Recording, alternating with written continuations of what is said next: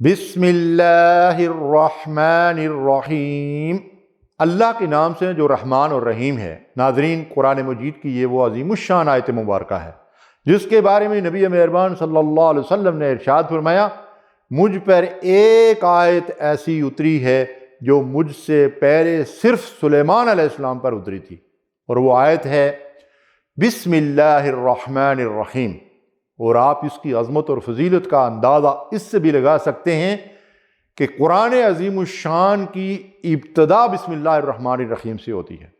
سنن ابی داود کی روایت ہے، عبداللہ ابن عباس رضی اللہ تعالیٰ عنہ اس کے راوی ہیں، کہ نبی کریم صلی اللہ علیہ وسلم قرآنی صورتوں کے درمیان علیحدگی اور جدائی کو بسم اللہ الرحمن الرحیم نازل ہونے سے پہچانتے تھے، یعنی قرآنی آیات طیبات کا نزول ہوتا رہتا تھا۔ جب بسم اللہ نازل ہوتی تو آپ صلی اللہ علیہ وسلم کو معلوم ہو جاتا کہ پہلی صورت مکمل ہو چکی ہے اور اب نئی صورت کا نزول شروع ہو گیا ہے۔ اس سے ایک اور بات بھی ثابت ہوتی ہے، وہ یہ کہ اس آیت مبارکہ کا نزول نبی کریم صلی اللہ علیہ وسلم کی ذات گرامی پر 114 مرتبہ ہوا ہے۔ اللہ اکبر وللہ الحمد، سبحان اللہ۔ ناظرین، سورہ توبہ سے پہلے بسم اللہ نہیں ہے۔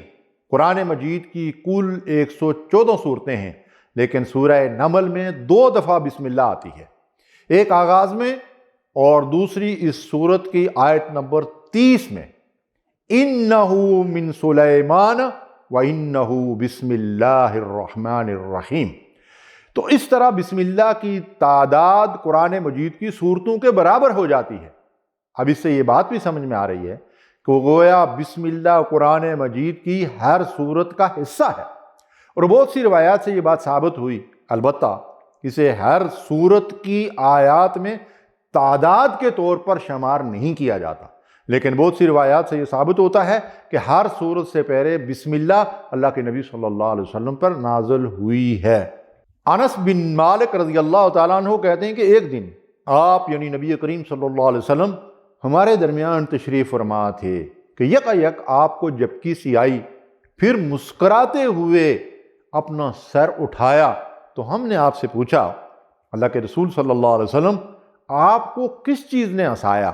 تو آپ صلی اللہ علیہ وسلم نے فرمایا، مجھ پر ابھی ایک ایسی صورت اتری ہے، بسم اللہ الرحمن الرحیم، انا اعطیناک الکوثر فصل لربک وانحر ان شانئک هو الابتر۔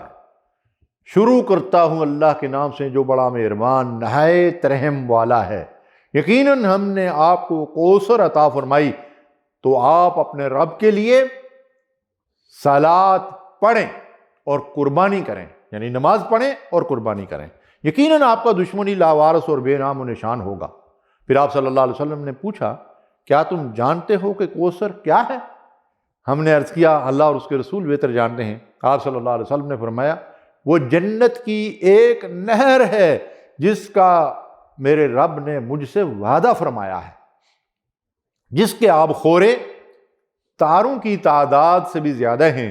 میری امت اس حوض پر میرے پاس آئے گی، ان میں سے ایک شخص کھینچ لیا جائے گا، تو میں کہوں گا، میرے رب یہ تو میری امت میں سے ہے، تو اللہ تعالیٰ مجھ سے فرمائے گا، تمہیں نہیں معلوم کہ اس نے تمہارے بعد کیا کیا بدعتیں ایجاد کی ہیں۔ بسم اللہ سورہ فاتحہ کا جز ہے یا نہیں، اس کی آیت نمبر 1 شمار ہوتی ہے یا نہیں، اس کے بارے میں اگرچہ محدثین اور فقہاء کے درمیان اختلاف پایا جاتا ہے، لیکن اللہ کے نبی صلی اللہ علیہ وسلم کا فرمان ہے قرآن مجید میں، جو اللہ نے ارشاد فرمایا ہے، وَلَقَدْ آتَيْنَاكَ سَبْعًا مِّنَ الْمَثَانِي وَالْقُرْآنَ الْعَظِيمِ۔ ہم نے تم کو 7 ایسی آیتیں دے رکھی ہیں جو بار بار دہرائی جاتی ہیں، اور تمہیں قرآن عظیم عطا کیا ہے۔ اللہ کے رسول صلی اللہ علیہ وسلم نے فرمایا کہ یہ 7 بار بار دہرائی جانے والی آیات سے مراد سورۃ الفاتحہ ہے، اور قرآن عظیم بھی یہی سورہ مبارکہ ہے۔ اب اگر آپ اس کی 7 آیات ہیں تو بسم اللہ الرحمن الرحیم اور سورہ فاتحہ کی پہلی آیت شمار ہوگی۔ یہی وجہ ہے کہ مختلف روایات کی وجہ سے فقہاء کے درمیان اس کے بارے میں اختلاف ہے۔ اور امام شافعی رحمۃ اللہ علیہ بسم اللہ کو سورہ فاتحہ کی پہلی آیت مانتے ہیں، اس لیے ان کی تقلید کرنے والے اور بعض محدثین اور اہل حدیث علماء کرام بھی جہری نمازوں میں بسم اللہ الرحمن الرحیم بالجہر یعنی اونچی آواز سے پڑھتے ہیں۔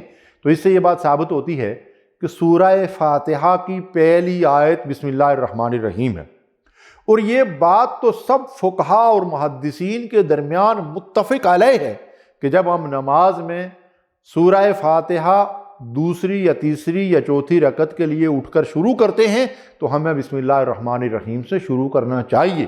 جو لوگ ایسا نہیں کرتے وہ غلطی پر ہیں۔ مسند احمد کی ایک روایت ہے کہ ایک صحابی نبی صلی اللہ علیہ وسلم کے ساتھ سواری پر پیچھے بیٹھے ہوئے تھے، وہ اونٹنی ذرا پھسلی تو ان صاحب نے کہا شیطان کا ستیہ ناس ہو۔ اس پر اللہ کے نبی صلی اللہ علیہ وسلم نے فرمایا یہ نہ کہو، اس طرح شیطان پھولتا ہے اور خیال کرتا ہے کہ گویا میں نے اسے اپنی قوت سے گرایا، یعنی اس سے شیطان خوش ہوتا ہے۔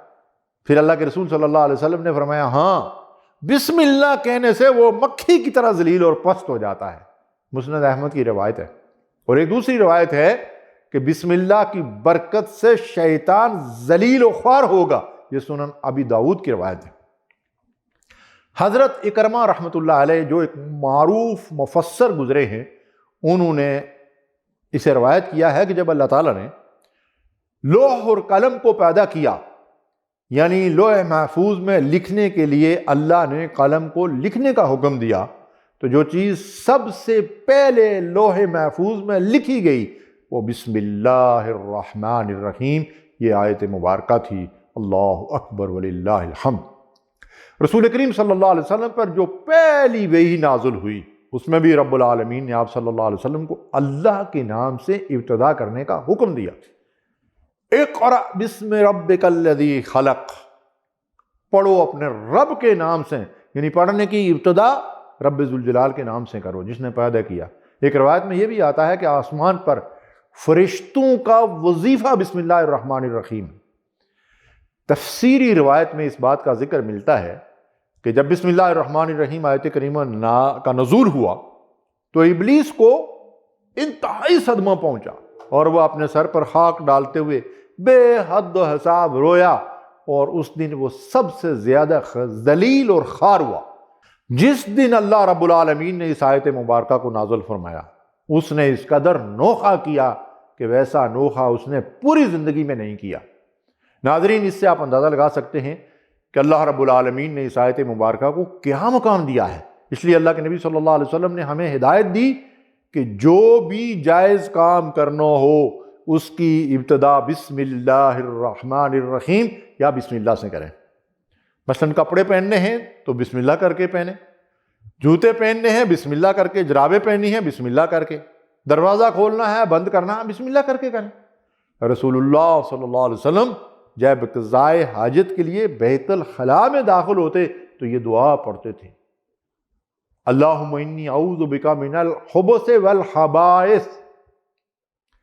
لیکن اس دعا سے پہلے اللہ کے رسول صلی اللہ علیہ وسلم بسم اللہ پڑھتے تھے، اس کے بعد یہ دعا پڑھتے تھے، اللہ کے نام سے اے اللہ میں ناپاک جنوں اور ناپاک جنیوں سے تیری پناہ مانگتا ہوں۔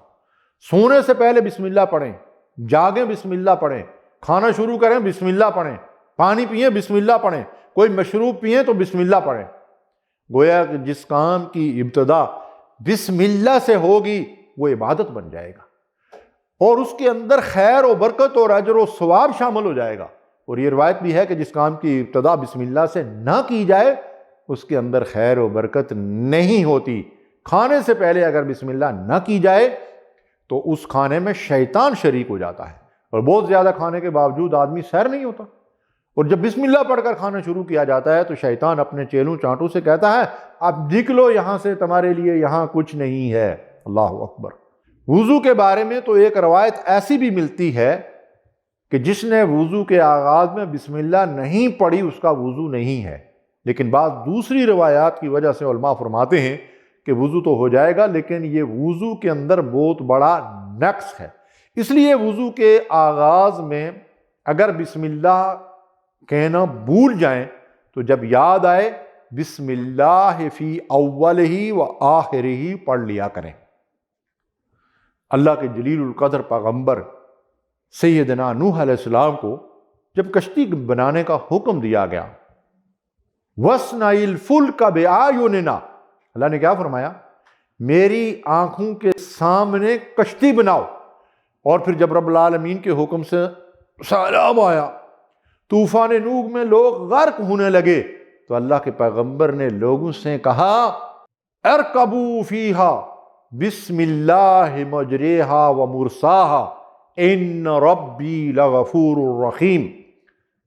نوح علیہ السلام نے کہا سوار ہو جاؤ اس کشتی میں، اس کا چلنا بھی اور اس کا ٹھہرنا بھی اللہ ہی کے بابرکت نام سے ہے، میرا رب بڑا غفور اور رحیم۔ اس طرح اللہ کے نام کی برکت سے رب العالمین نے سیدنا نوح علیہ السلام کی اس کشتی کو اور اس کے سواروں کو اس عظیم طوفان سے نجات عطا فرمائی۔ ہمیں بھی چاہیے کہ ہم اس عظیم آیت مبارکہ کو اپنی زندگی کا وظیفہ حیات بنا لیں اور کسی بھی کام کی ابتدا بسم اللہ کے بغیر نہ کریں۔ البتہ جب ہم قرآن مجید کی تلاوت شروع کریں، خواہ وہ کسی سورت کے آغاز سے کریں یا قرآن مجید میں کہیں درمیان سے ہم تلاوت کا آغاز کریں، قرآن مجید کی تلاوت کا آغاز تعوذ سے ہوتا ہے۔ ارشاد باری تعالیٰ ہے فَإِذَا قَرَأْتَ الْقُرْآنَ فَاسْتَعِذْ بِاللَّهِ مِنَ الشَّيْطَانِ الرَّجِيمِ، پھر جب تم قرآن پڑھنے لگو تو شیطان رجیم سے خدا کی پناہ مانگ لیا کرو۔ اعوذ باللہ من الشیطان الرجیم، یعنی پڑھ کر تلاوت کی ابتدا کرو، تلاوت شروع کرو۔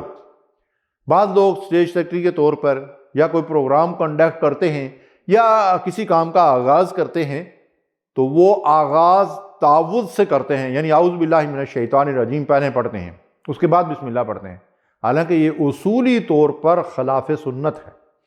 صرف قرآن مجید کی تلاوت کا آغاز تعوذ سے ہوتا ہے، باقی ہر کام کی ابتدا بسم اللہ الرحمن الرحیم سے ہونی چاہیے۔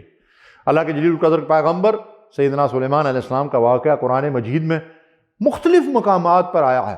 جب ملکہ بلقیس کو آپ نے ہدہد کے ذریعے سے خط بھیجا تو اس خط میں سلیمان علیہ السلام نے جو تحریر لکھی اس کی ابتدا بسم اللہ سے کی، اِنَّهُ مِن سُلَيْمَانَ وَإِنَّهُ بِسْمِ اللَّهِ الرَّحْمَنِ الرَّحِيمِ، وہ سلیمان علیہ السلام کی جانب سے ہے اور اللہ رحمان اور رحیم کے نام سے شروع کیا گیا ہے۔ سبحان اللہ، اللہ کے پیغمبر نے یہ خط ایک مشرک قوم کی طرف بھیجا اور ان کی جو ملکہ تھی وہ مشرک قوم کی سردار، ان کی حاکم اور فرمان روا تھی۔ اس خط کی ابتدا بسم اللہ الرحمن الرحیم سے ہوتی ہے۔ اللہ اکبر۔ ناظرین، ہمارے ہاں جب تک یہ ٹیلی فون اور موبائل وغیرہ نہیں ہوتے تھے، ایک دوسرے کے حالات معلوم کرنے کے لیے خط و کتابت کا طریقہ رائج تھا، تو میں نے اکثر پڑھے لکھے لوگوں کو بھی بلکہ بعض علماء کرام کو بھی دیکھا کہ وہ خط کے آغاز میں 786 لکھتے تھے۔ یہ علم الاعداد ہے، اس میں 786 کا مطلب ہوتا ہے بسم اللہ۔ تو ایک دفعہ میں نے ایک عالم دین سے اس کے بارے میں استفسار کیا اور میں نے ان سے پوچھا کہ یہ ایسا کیوں کیا جاتا ہے؟ تو کہنے لگے کہ جس کے پاس خط جائے گا تو اس کی بے ادبی نہ کرے، اللہ کا نام ہوگا وہ کہیں پھینک دے گا، اس طرح ہو جائے گا، اس طرح ہو جائے گا۔ تو میں نے عرض کیا حضرت پورے خط کے اندر بعض بڑے طویل خط بھی لوگ لکھا کرتے تھے، ہم خود بھی لکھتے رہے اور پڑھتے بھی رہے، تو اس پورے خط میں کہیں اللہ کا نام نہیں آئے گا۔ ایک مسلمان دوسرے مسلمان کو خط لکھے گا، اپنے عزیزوں کو، اپنے بڑوں کو، اپنے بزرگوں کو، کہیں اللہ کا نام نہیں آئے گا؟ کیا صرف بسم اللہ میں ہی اللہ کا نام آئے گا؟ محترم ناظرین، یہ ایک بے تکی بات لگتی ہے۔ اس لیے سنت طریقہ یہی ہے کہ ہمارے ہر کام کی ابتدا اور آغاز بسم اللہ الرحمن الرحیم سے ہونا چاہیے، اور اگر صرف بسم اللہ ہی کر لیں تو یہ بھی کفایت کرتی ہے۔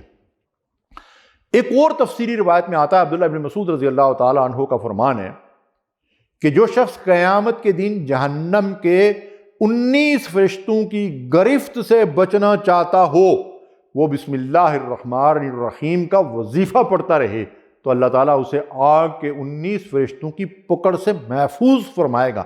اس لیے کہ قرآن مجید میں سورہ مدثر میں اللہ ارشاد فرماتے ہیں یعنی 19 طاقتور فرشتے اس جہنم پر اللہ رب العالمین نے مقرر کر رکھے ہیں۔ ان کی پکڑ سے بچنے کے لیے بسم اللہ الرحمن الرحیم وہ وظیفہ ہے جس کی برکت سے اللہ ان فرشتوں کی پکڑ سے محفوظ رکھے گا۔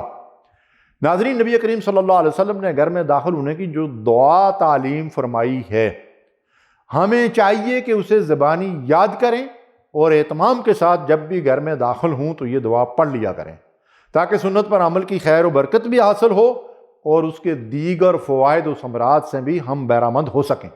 ابو مالک اشعری رضی اللہ تعالیٰ عنہ کہتے ہیں کہ رسول اللہ صلی اللہ علیہ وسلم نے فرمایا، جب کوئی آدمی اپنے گھر میں داخل ہونے لگے تو کہے اللہم انی اسألک خیر المولد و خیر المخرج، بسم اللہ ولجنا و بسم اللہ خرجنا وعلی اللہ ربنا توکلنا۔ اے اللہ، ہم تجھ سے اندر جانے اور گھر سے باہر آنے کی بہتری مانگتے ہیں۔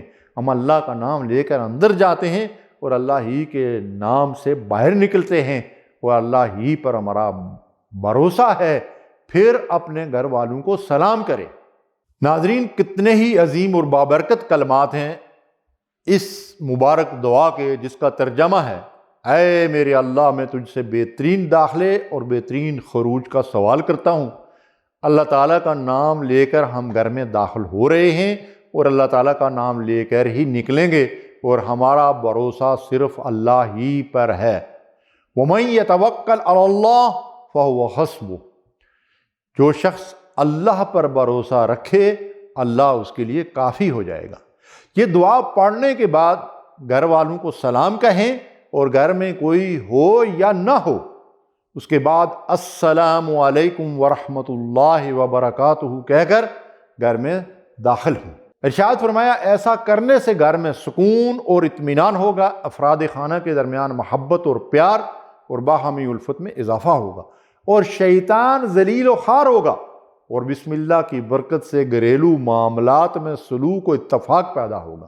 اللہ اکبر وللہ الحمد۔ اسی طرح اللہ کے نبی صلی اللہ علیہ وسلم نے گھر سے نکلنے کے لیے بھی دعا تعلیم فرمائی ہے۔ انس بن مالک رضی اللہ تعالیٰ عنہ کہتے ہیں کہ نبی اکرم صلی اللہ علیہ وسلم نے فرمایا، جب آدمی اپنے گھر سے نکلے پھر کہے بسم اللہ توکلت علی اللہ لا حول ولا قوت الا باللہ، اللہ کے نام سے نکل رہا ہوں، میرا پورا توکل اللہ ہی پر ہے، تمام طاقت و قوت اللہ ہی کی طرف سے ہے۔ تو آپ نے فرمایا کہ اس وقت کہا جاتا ہے، یعنی فرشتے کہتے ہیں، اب تجھے ہدایت دے دی گئی، تیری طرف سے کفایت کر دی گئی اور تو بچا لیا گیا۔ یہ سن کر شیطان اس سے جدا ہو جاتا ہے، تو اس سے دوسرا شیطان کہتا ہے تیرے ہاتھ سے آدمی نکل گیا، اسے ہدایت دے دی گئی، اس کی جانب سے کفایت کر دی گئی اور وہ تیری گرفت اور تیرے چنگل سے بچا لیا گیا۔ مسجد میں داخل ہونے اور نکلنے کی دعا، رسول کریم صلی اللہ علیہ وسلم نے فرمایا، جب تم میں سے کوئی شخص مسجد میں داخل ہو تو نبی کریم صلی اللہ علیہ وسلم پر سلام بھیجے، پھر یہ دعا پڑھے، بسم اللہ والصلاة والسلام علی رسول اللہ اللہم افتح لی ابواب رحمتک۔ اللہ کے نام سے درود اور سلام ہو اللہ کے نبی صلی اللہ علیہ وسلم پر، اے اللہ مجھ پر اپنی رحمت کے دروازے کھول دے۔ پھر جب نکلے تو یہ کہے بسم اللہ والصلاة والسلام علی رسول اللہ اللہم انی اسألک من فضلک۔ نبی صلی اللہ علیہ وسلم پر درود و سلام کے بعد، اے اللہ میں تیرے فضل کا طالب ہوں۔ سنن ابی داؤد نے اسے روایت کیا ہے۔ اس طرح جب بیوی خاوند آپس میں قرب حاصل کریں تو اس سے قبل رسول اللہ صلی اللہ علیہ وسلم نے فرمایا ان کو یہ دعا پڑھ لینی چاہیے، جس کی برکت سے اللہ تعالیٰ ہونے والی اولاد کو شیطان کے شر سے محفوظ فرما دے گا۔ بسم اللہ اللہم جنبنا الشیطان وجنب الشیطان ما رزقتنا۔ اللہ کے نام سے اے اللہ ہمیں شیطان سے دور رکھ اور جو کچھ تمہیں عطا فرمائے اسے بھی شیطان سے دور رکھ۔ صحیح بخاری۔ حضرت ابو سعید رضی اللہ تعالی عنہ سے روایت ہے کہ جبرائیل علیہ السلام نبی صلی اللہ علیہ وسلم کے پاس آئے اور کہا اے محمد صلی اللہ علیہ وسلم کیا آپ بیمار ہو گئے ہیں؟ آپ صلی اللہ علیہ وسلم نے فرمایا ہاں۔